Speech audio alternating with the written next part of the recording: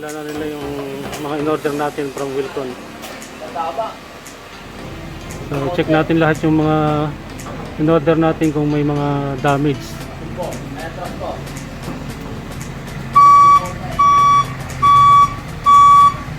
Wilcon, building big ideas.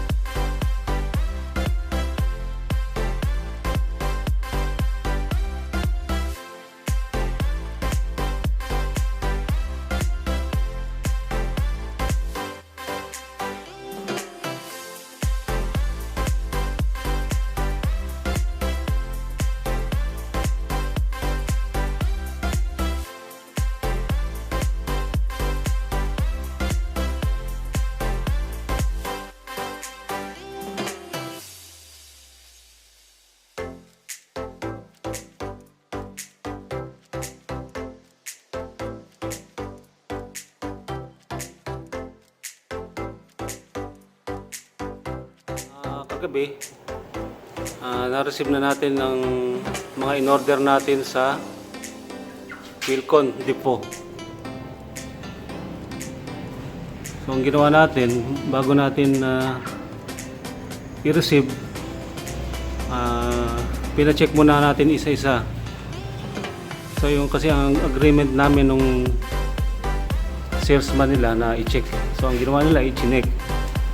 So ito yung ating tiles para sa mga kwarto at sa hallway. Yan yun. Lahat ng kwarto at hallway. Ito yun.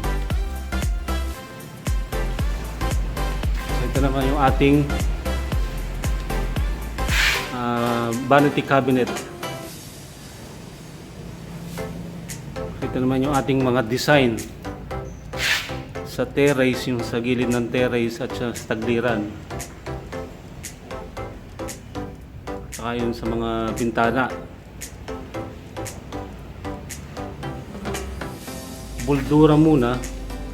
Tapos ito ang di-design natin. Sa mga bintana at harap ng terrace at tagliran. Ito naman yung sa wall ng CR. Ito yung sa garage.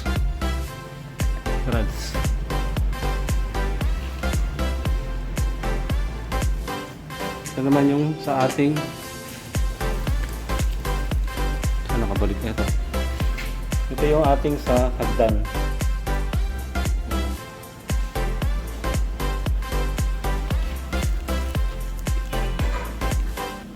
Ito yung sa ating terrace flooring.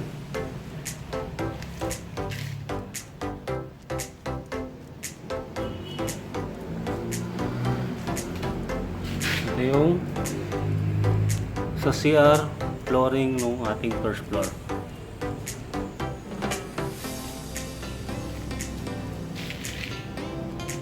So may mga ilan-ilang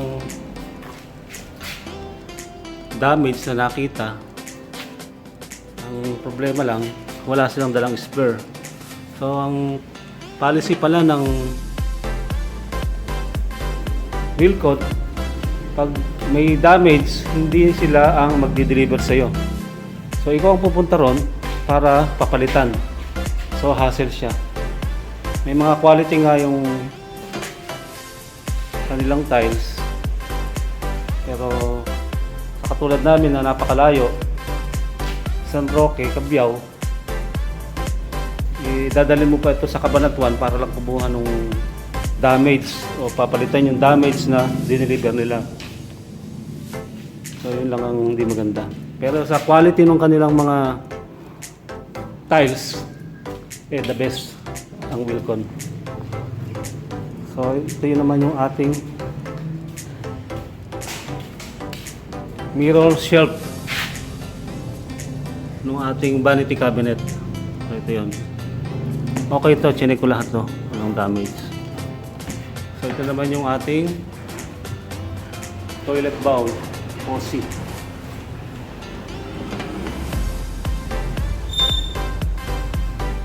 Gandahan dito scratch proof. Saka yung cover nya is ditanggal. So, hindi ka mahihirapang maglinis.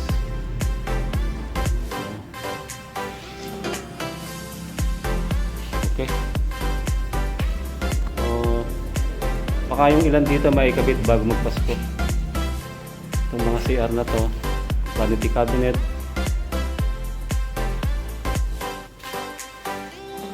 Yung mga tiles sa CR, may kakabit na yan. Tsaka mga ilan-ilan ito. Ito yung ating flooring sa kwarto at sa hallway. Bali, ang haba niyang stair is mula rito sa gilid hanggang dito sa pinaka-edge ng hagdan is 1 20.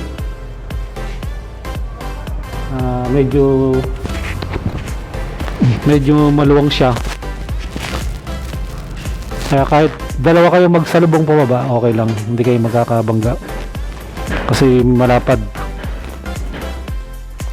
So kasalukuyan ng kinakabit yung ating tiles sa stairs. So kinakabit niya ngayon yung sa sidings ng stair. So pulido, kung makita nyo, pulidong pagkakagawa. Sila rin yung gumawa nung CR nung nakaraang taon dito sa bahay, kaya sila rin yung pinagawa ko dito sa hagdan. So yung ano nga, yung siding nung stair is 25 cm. Tapos ito naman, yung pinakatapakan niya is 30 cm. Ayan. Okay na siya. Konti na lang yung balance eh. Matatapos na rin ito.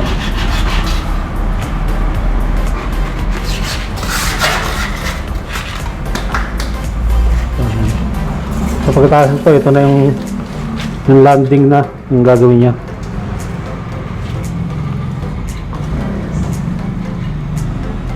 Ayan, halos tapos na yung sa taas. Nakakabit na yung ano, yung tiles ng taas hanggang sa baba. Master bedroom.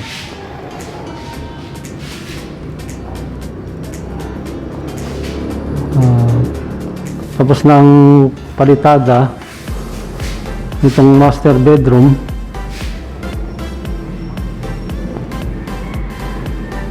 At yung ceiling, naikabit ko na rin yung electrical wirings niya. So ayan, yung grills niya, tsaka yung sliding window nakakabit na rin.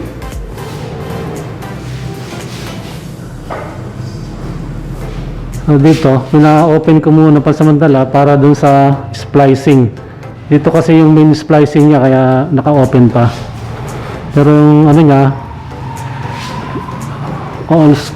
kompleto na yung ano, ceiling yan. Nakakabit na. Yung mga ilaw na downlight,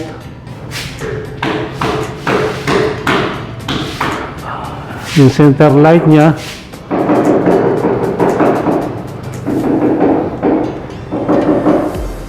yung sa outlet, kaya na lang kulang yan. Ito sa switch niya, tugang switch yan.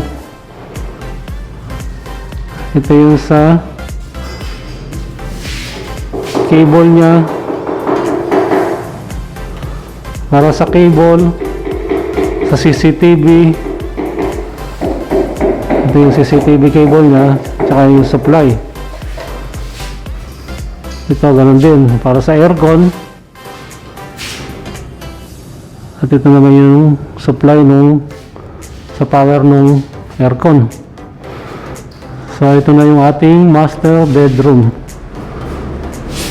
Yung tiles niya, so kompleto na. Medyo madumi pa nga lang kasi kasalukuyan pang tinatapos itong first floor. So pero kompleto na ang tiles nito. So ayan yung tiles. So dito tayo sa labas, hallway.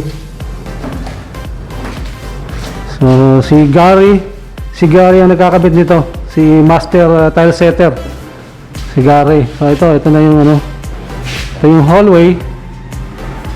Kung nakikita nyo, kompleto na yung ceiling. Hardplex yan, hardplex na ang ginamit namin para mas matibay. at matipid sa pintura. So ito yung ating cable.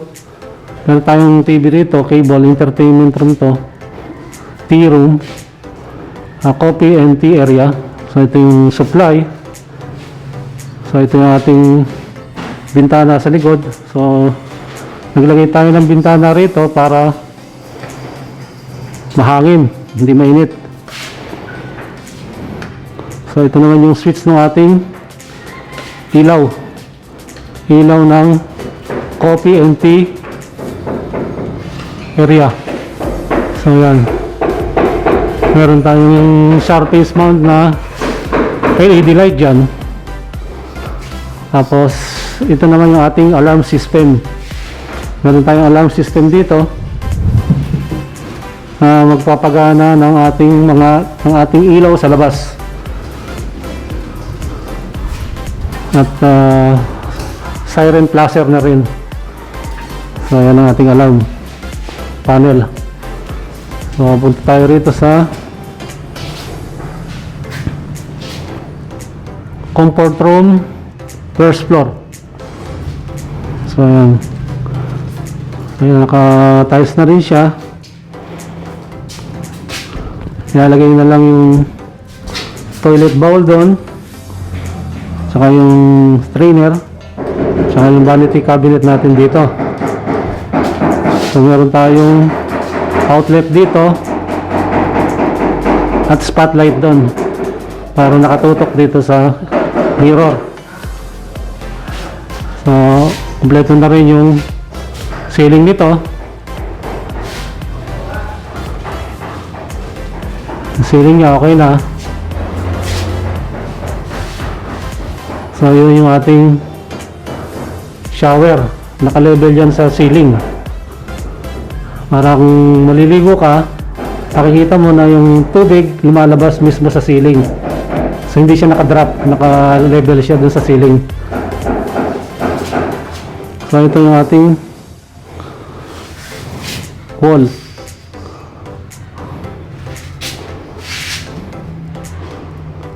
Wall ng shower enclosure. Ayan.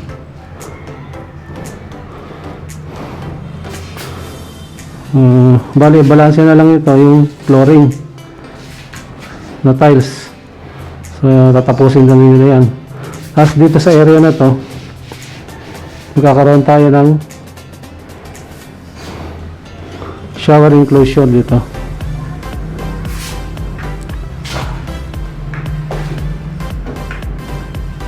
Yan. Dito yung shower enclosure natin.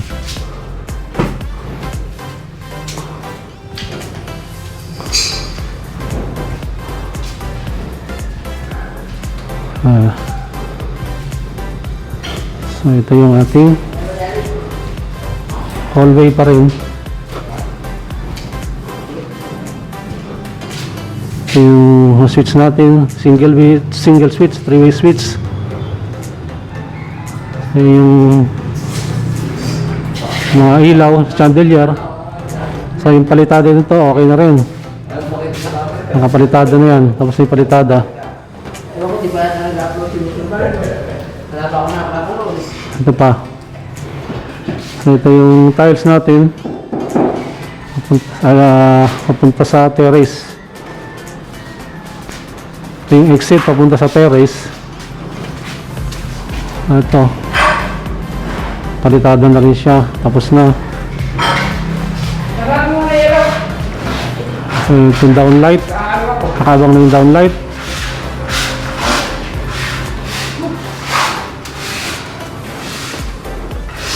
Yung tiles niya tapos na rin. So, kung nakikita niyo yung ating tiles is 0-0, hindi na kailangan ng grout.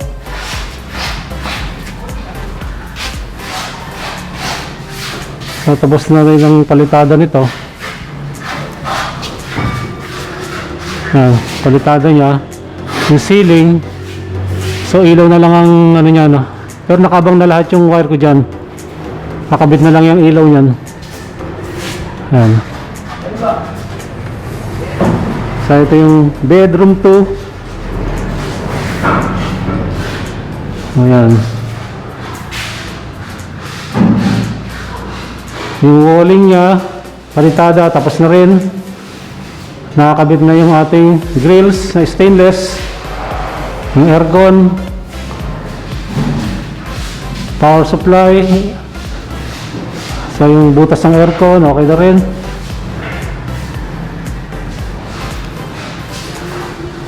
Yung wall. Yung switch, tugang switch. Yung apat na ilaw magkakasama. Yung gitna hiwalay, kaya tugang switch siya. Ito yung ating sa area na to, meron din tayong TV rito. Ito yung ating cable. Ito yung power supply. Yun. So yan muna sa ngayon. Hintayin natin yung matapos yung bedroom 1. So konti na lang, tapos na rin yan. Ay, terrace. So, kuya na lang kinakabit yung screen door ng ating main door.